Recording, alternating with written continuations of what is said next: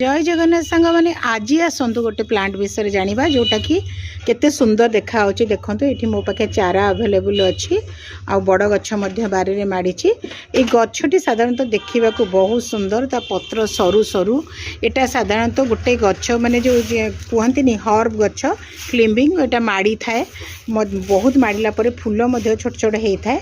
साधारणतः यह बटनिकल नेम कह जाए आसाफरागस रेसमोसस।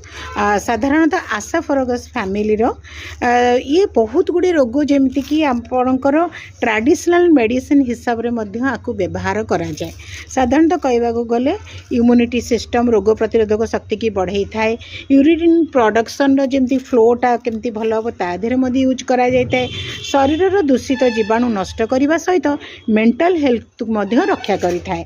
साधारणतः हार्मोन जिते भी आमर हार्मोन इनबालांस होची हार्मोन इनबालांस जो बहुत गुड़े रोग होता है ये शतावरी मध्य से यूज करा जाए।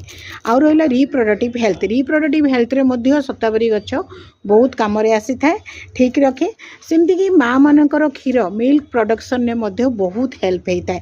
हाँ ये गछर मूलरू आपण देखिए कंदा छोट छोट जमी कंदमूल जमी छोट छोट जमी सफेद मुसली टाइप रो गुड़ा बाहर से औषध प्रस्तुत करा जाए।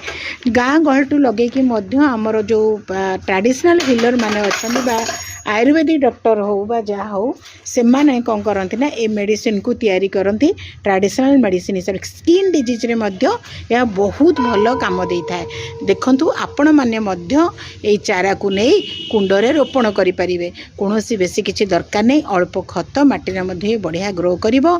आपण गोटे पॉलिथिन ने मध्य लगे कि बड़ बड़ ग्रो बैग आसुची पॉलिथिन न लगी ग्रो बैग रे हो बा माटी कुडुआ रे हो लगे के आपण ताको मड़ेई परिबे।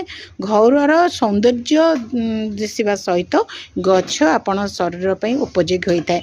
जहाँपर भी आपण मैंने गोटे आयुर्वेदिक डॉक्टर जो मैंने इतने प्रैक्टिस कर परामर्श नहीं कि आपको सेवन करने उचित। रहुची नमस्कार। जय जगन्नाथ।